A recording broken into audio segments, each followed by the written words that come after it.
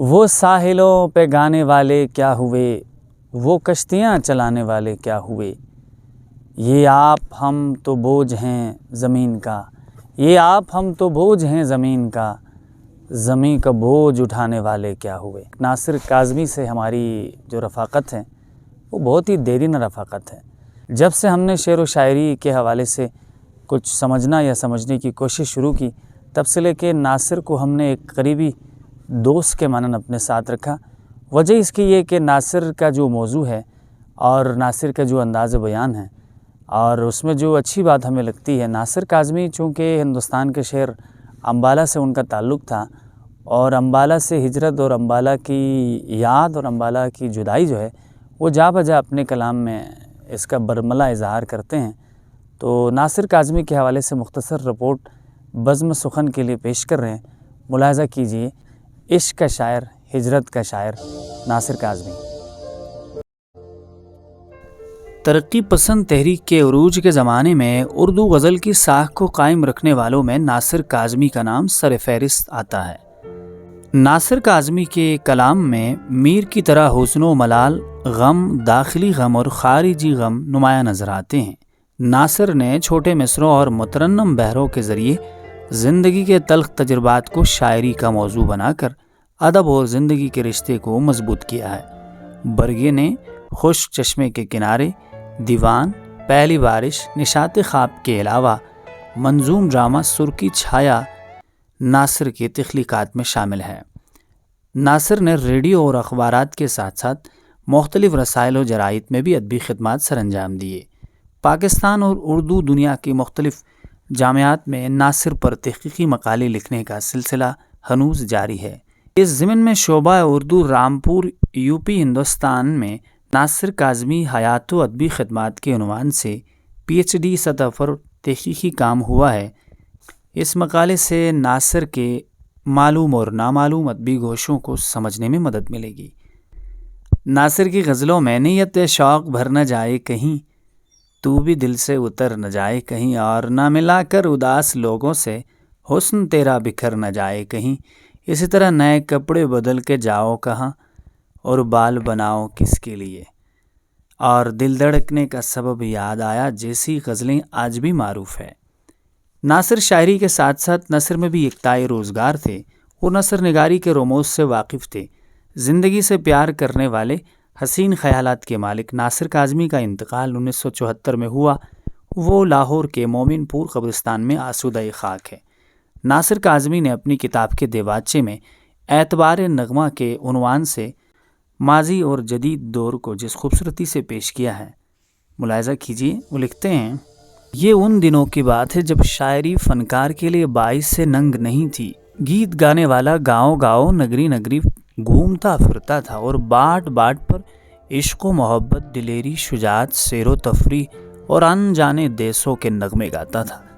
اس کے ہاتھ میں کوئی بہت سیدھا سادہ اور رس بھرا ساز ہوتا تھا جس کی دھن پہ اس کے سارے گیت ڈلتے تھے اور گلے سے باہر نکلتے ہی دلوں میں اتر جاتے تھے، اور وہ جن لوگوں میں بیٹھ جاتا تھا ان کے دلوں کا تار ملا لیتا۔ جانی پہچانی دھرتی کا ہر گوشہ اور دھڑکنوں کے سارے مسکن اس کی جاگیر تھے۔ پاس پڑوس کے سارے واسی اس کی آواز پر فریفتہ تھے۔ کہنے والا ایک تھا اور سننے والے ہزاروں، اور ان ہزاروں کے دل اس کی مٹھی میں تھے۔ جدھر اس کی آواز پھرتی تھی ادھر اس کا سامیہ کھینچ کر چلا جاتا تھا۔ شاعر اور اس کے سامعین میں اگر کوئی حد فاصل تھی تو یہی کہ وہ کہہ سکتا تھا اور یہ سن سکتے تھے۔ یہ دیوار چین بھی جذب و کیف کے مراحل میں ٹوٹتی پھوٹتی رہتی تھی۔ سننے والوں کی دھڑکنیں اس کی آواز میں شامل تھی۔ اس کے ذہن کی ساری لرزشیں اس کے ساز سے جاگ اٹھتی۔ اس سے من تو شدم تو من شدی کے مراحل میں کوئی فاصلے نہ تھے جو مٹ نہیں سکتے تھے، اور کوئی روک نہیں تھی جو ان کو جدا کر سکتی تھی۔ اسے پہچاننے والے اسے بھاٹ کہتے، موجد اور خالق کا نام دیتے تھے، اور اس کے ذریعے دھرتی کا رابطہ آسمانوں سے جا ملتا تھا۔ مگر دھرتی پر حکومت کرنے والوں کو اس کی فرما روائی پہ، اس کی گرفت اور اثر نفوس پہ حسد ہوا۔ وہ بھی دلوں پر حکومت کرنا چاہتے تھے۔ دونوں کا ملاپ ہوا، مگر منافقت اور جلافے کی بنیاد پہ۔ اس مقصدی مصالحت سے حکمرانوں نے اسے کہا کہ ہماری دلیری، ہمارے عشق، ہماری سیر و سیاحت اور تفریح کے ترانے گاؤ۔ باٹ اب بھٹئی کرنے پر اتر آیا۔ شاید اسے یہ غرور ہو گیا تھا کہ جب بھی اور جیسے بھی چاہوں سننے والوں کو رجا سکتا ہوں، اس کا رخ پھیر سکتا ہوں۔ درباری سخن ساز نے فن سخن رانی ایجاد کیا، دلوں میں گھر کرنے کے اصول وضع کیا، اور جو چیز کبھی اپنے آپ ہو جایا کرتی تھی اسے اپنی مرضی سے پیدا کرنے کے لیے طریقے سلیقے ترتیب دیے۔ مگر آہستہ آہستہ وہ ان ہتھ پھیریوں کا شکار ہو کے رہ گیا۔ شطرنج کی چالوں نے اسے ایسا الجھایا کہ وہ انہی میں پھنس کر رہ گیا، اور سننے والے اس کی آواز سے دور ہوتے گئے، حتیٰ کہ ایک دن اس کا نغمہ اپنی ہی گونج میں کھو کر رہ گیا۔ اس نے آس پاس دیکھا، سوا اس کے مربی اور ممدوح کے کوئی بھی نہ تھا جو اس کے فنی مہارت اور چابک دستی کی داد دے سکتا، کوئی بھی نہ تھا جو اس کی پرواز خیال کے ساتھ ذرا بھی اڑان دکھا سکتا۔ اس نے دیکھا کہ اس کی تعریفیں کتنی کھوکھلی، اس کے نغمے کتنے بے روح، اور اس کی آواز کتنی بے سوز ہو کے رہ گئی۔ آخر اس کی مدح سرائی کا طلسم بھی ٹوٹنے لگا اور دربار سے بھاگ نکلا۔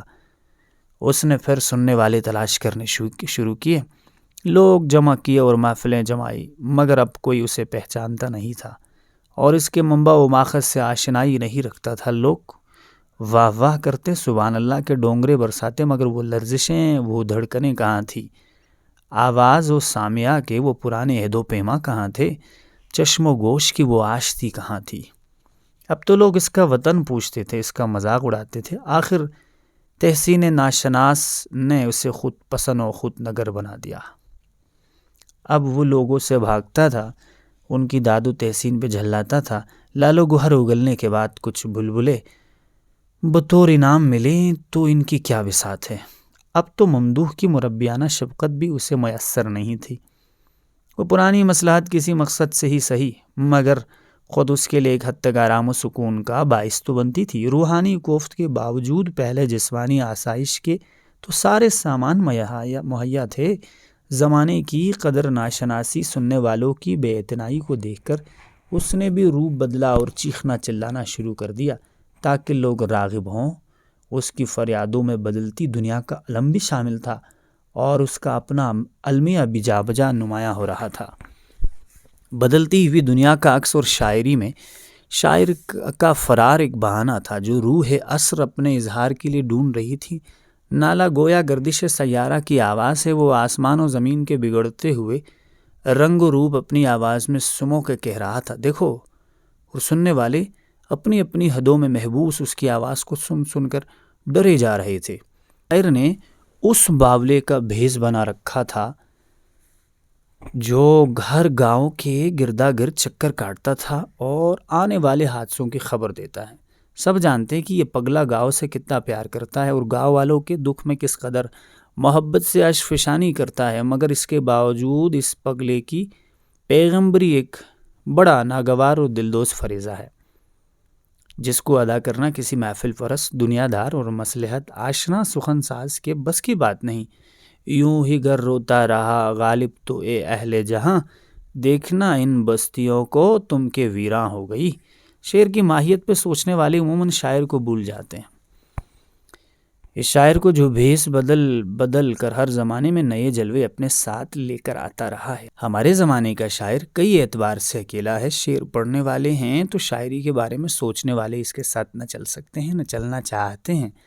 کہنے والے کی آزمائش اس سے بڑی کیا ہوگی کہ باوجود ان حد بدیوں اور فاصلوں کے اس کی فریاد دیواریں چیر کے کانوں تک پہنچتی ہے یا نہیں۔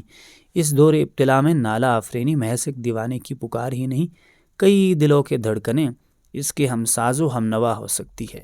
اگر مصلحت آشنا ذہن ان دھڑکنوں کو ملفوف نہ کر دے۔ آج کا شاعر نگری نگری گھومنے والے شاعر اور درباری سخن ساز دونوں کے مختلف مزاجوں کو ملا کے ایک نئی آواز پیدا کرنا چاہتا ہے جو اس کے اپنے گرد و پیش اور اس کے اپنے آسمان و زمین سے بھی علاقہ رکھتی ہو۔ طباعت کی مدد سے چشم و گوش تک پہنچنے والا پرانے نغمہ پیرا کی بے ساختگی کو سخن ساز کی مہارت فن سے اس طرح باہم پیوست کرنا چاہتا ہے کہ دونوں یکجان ہو جائیں۔ اسی طرح اس کی آواز میں ایک ٹھہراؤ، گرفت اور قوت و تیزی کا اجتماع ہوگا۔